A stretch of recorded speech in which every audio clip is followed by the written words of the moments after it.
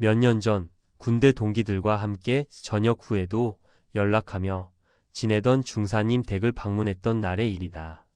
서울로 이사온 중사님의 짐을 정리해드리고 오랜만에 옛 이야기를 나누며 소주잔을 기울였다. 우리는 그를 형이라 불렀다. 그날 함께 간 동기 중에는 민수가 있었다. 민수는 유난히 이상한 기운을 잘 느끼는 친구였다.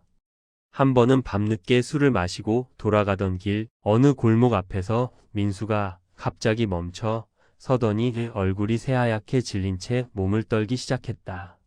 뭔가 날 자꾸 만지고 있어. 그의 목소리는 떨렸고 눈빛에는 진짜 공포가 서려 있었다. 그 후로 민수는 항상 작은 부적을 지니고 다녔다. 형의 집은 넓은 원룸이었다. 이사 짐을 정리하고 저녁을 먹은 우리는 자연스럽게 술자리로 이어졌다. 한창 군대 시절 이야기로 웃고 떠들던 중 민수가 불쑥 물었다. 형, 여기 집 저렴하게 구하셨죠? 형은 신기하다는 듯 웃으며 대답했다. 어? 맞아. 어떻게 알았어? 이 동네 시세보다 훨씬 싸게 얻었지. 그냥 그럴 것 같아서요. 민수의 표정이 묘하게 굳어 있었지만 우리는 대수롭지 않게 넘겼다. 술이 더해지면서 분위기는 다시 들떴고 어느새 새벽이 되어버렸다. 시간이 늦어 우리는 그냥 형의 집에서 자기로 했다. 한 방에 5명이 나란히 누웠다. 술 기운 때문인지 모두 금방 잠에 빠져들었다. 그런데 꿈을 꾸었다. 아니, 꿈이었을까? 나는 방 한쪽 구석에 서서 바닥에 누워 잠든 우리 5명을 내려다보고 있었다. 제3자의 시점. 마치 영혼이 몸에서 빠져나온 것처럼. 그때였다. 방 어둠 속에서 무언가가 기어 나왔다. 여자였다. 아니, 여자의 상반신만 있었다. 긴 머리카락이 바닥을 쓸며 그것은 손톱으로 바닥을 긁으며 기어왔다. 드득, 드드득 소리가 들렸다. 그것은 잠든 우리의 몸 위로 올라갔다. 천천히, 아주 천천히 한 명 한 명의 얼굴 위를 기어다녔다. 머리카락이 얼굴을 스쳤다. 차가운 손이 목을 더듬었다. 으악! 비명을 지르며 깨어났다. 심장이 미친 듯이 뛰었다. 옆을 보니 동기 한 명이 앉은 채로 거친 숨을 몰아쉬고 있었다. 우리의 눈이 마주쳤다. 야, 너도냐?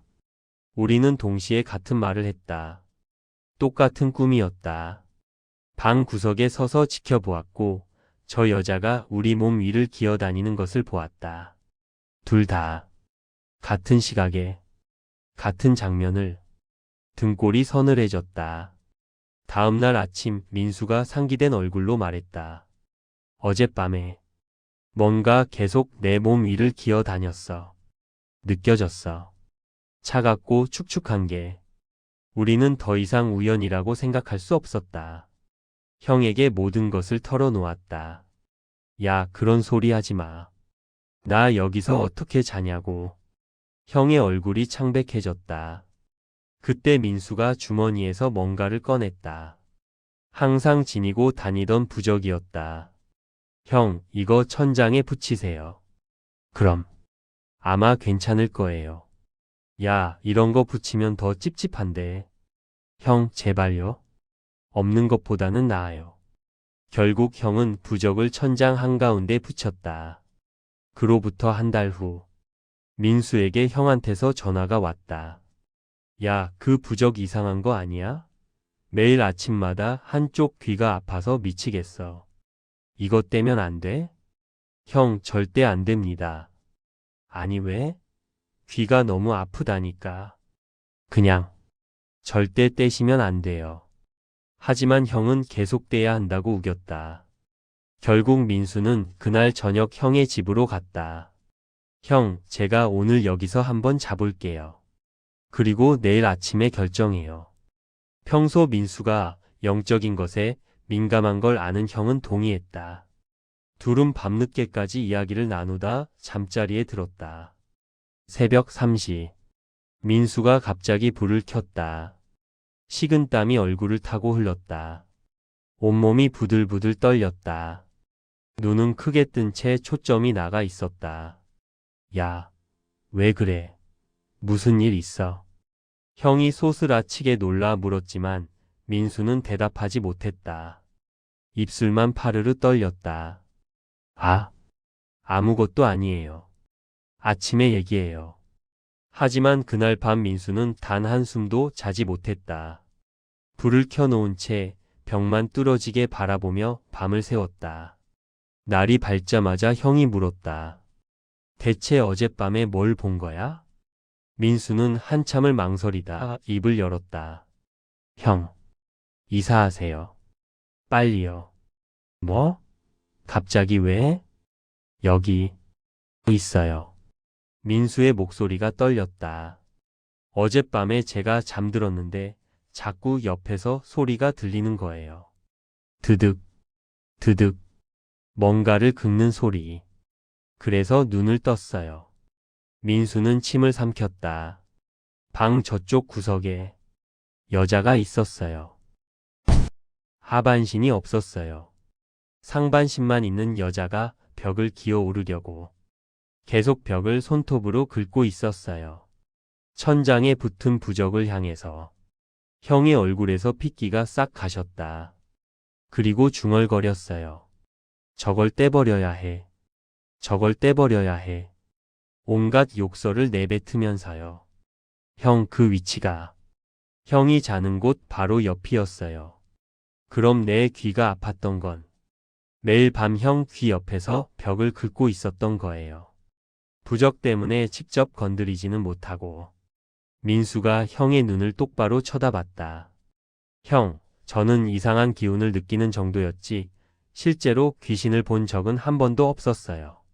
그런데 어젯밤엔 보였어요. 또렷하게. 제 눈앞에. 그 말의 의미를 형도 알았다. 그만큼 강하다는 것. 그만큼 집요하다는 것.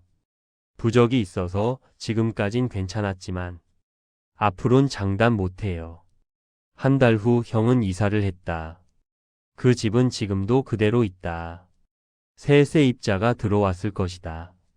그리고 어쩌면 오늘 밤에도 그 방 구석 어둠 속에서 하반신 없는 무언가가 벽을 기어오르고 있을지 모른다.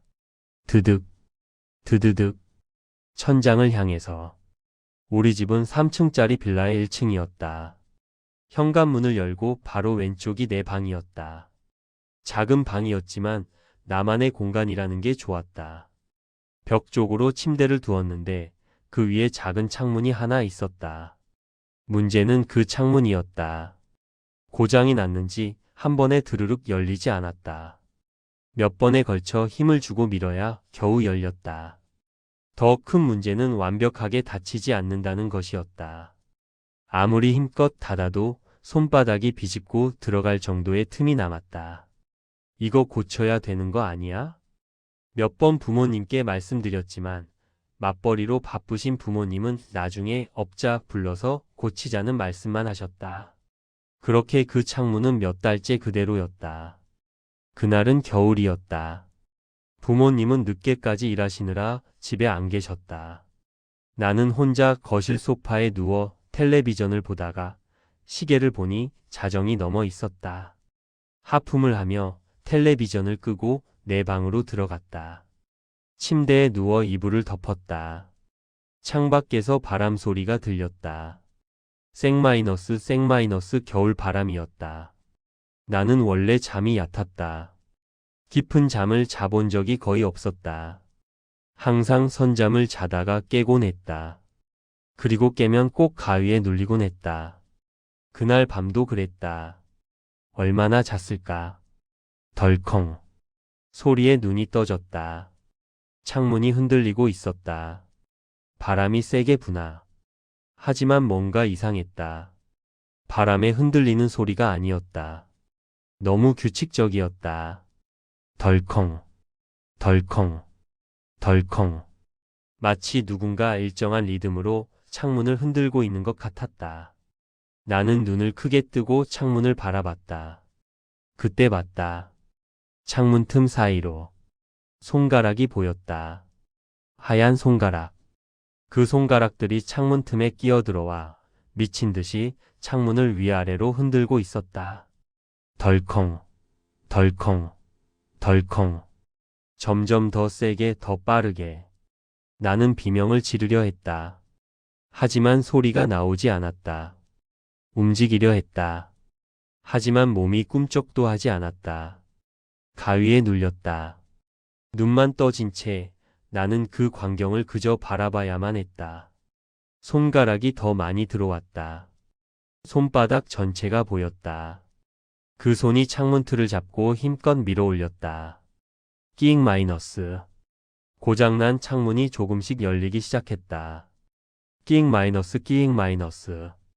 평소에는 몇 번을 밀어야 열리던 창문이 그 무언가의 힘에는 천천히 확실하게 열리고 있었다. 창문이 반쯤 열렸다. 팔이 들어왔다. 그리고 머리가 보였다. 산발이었다. 긴 검은 머리가 얼굴을 뒤덮고 있었다. 그 머리카락 사이로 얼굴이 천천히 드러났다. 여자였다. 아니, 여자의 형상을 한 무언가였다. 그것이 고개를 들었다. 그리고 나를 봤다. 눈이 이상했다.